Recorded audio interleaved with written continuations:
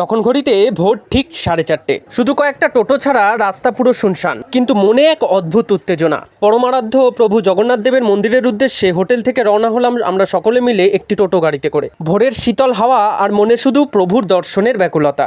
মন্দিরে পৌঁছেই যখন মন্দিরের চূড়ার দিকে তাকালাম, মুগ্ধ হয়ে গেলাম। ভোরের প্রথম আলোয় মন্দিরের চূড়া যেন এক স্বর্গীয় রূপ ধারণ করেছে। দিনের আলো ফোটার মুহূর্তে মন্দিরের চত্বরটা যে কতটা শান্ত আর সুন্দর লাগে সেটা না দেখলে বিশ্বাস করা কঠিন। এরপর প্রভুকে পুজো দেওয়ার জন্য লাইনে দাঁড়ালাম। দেখুন একবার ভক্তের সমাগম, যতদূর চোখ যায় শুধু মানুষের ভিড়। আসলে এই ভক্তের টানে প্রভু এখানে বিরাজমান, আর এই ভিড় প্রতিদিনের দৃশ্য। প্রত্যেকের মনে একটাই আশা, একবার যদি প্রভুর পূর্ণ দর্শন পাওয়া যায়। ভিড় কাটিয়ে দর্শন সেরে যখন দুপুরে আবার আসলাম, তখন সুযোগ হলো মহাপ্রভুর সেই পবিত্র মহাপ্রসাদ বা ভোগ গ্রহণের। যদিও এই মুহূর্তের কোনো ভিডিও করার সুযোগ ছিল না, তাই কিছু ছবির মাধ্যমেই সেই আশীর্বাদ আপনাদের সাথে শেয়ার করছি। দিন গড়িয়ে বিকেল হতেই আমি আর আমার এক ভাই চলে এলাম মন্দির প্রাঙ্গণে। বিকেলের মূল পর্ব অর্থাৎ ধ্বজা পরিবর্তনের ঠিক আগেই এক অপূর্ব দৃশ্যের সাক্ষী হলাম। নিয়ম অনুযায়ী মন্দিরের সেবায়িতরা প্রভু জগন্নাথ দেবকে একটি সুসজ্জিত পালকিতে করে মন্দিরের প্রাঙ্গণে পরিক্রমা করান। কাসর আর ঘণ্টার ধ্বনিতে চারপাশ যেন মুখরিত হয়ে ওঠে।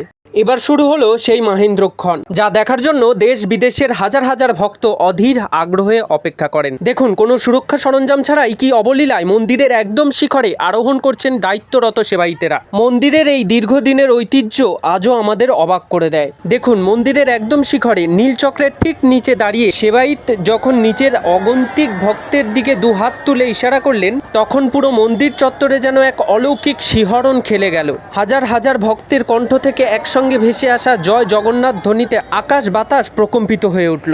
ওপরে সেবায়িতের সেই আশীর্বাদের ইশারা আর নিচে মায়েদের ভক্তিভরা উলুধ্বনির শব্দ। সেই মুহূর্তে চারপাশের পরিবেশ এক অন্যরকম আধ্যাত্মিক রূপ ধারণ করেছিল।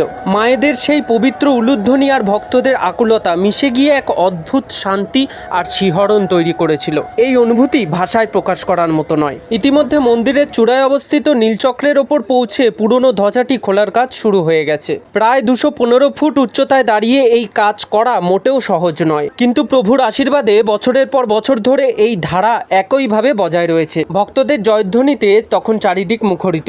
আপনারা কি জানেন, এই ধ্বজা সবসময় বাতাসের উল্টো দিকে ওড়ে, যা আজও এক অমীমাংসিত রহস্য। যত দূর চোখ যায় আকাশের বুকে এই ধ্বজা ওড়া মানেই হলো মহাপ্রভুর উপস্থিতির জানান দেওয়া।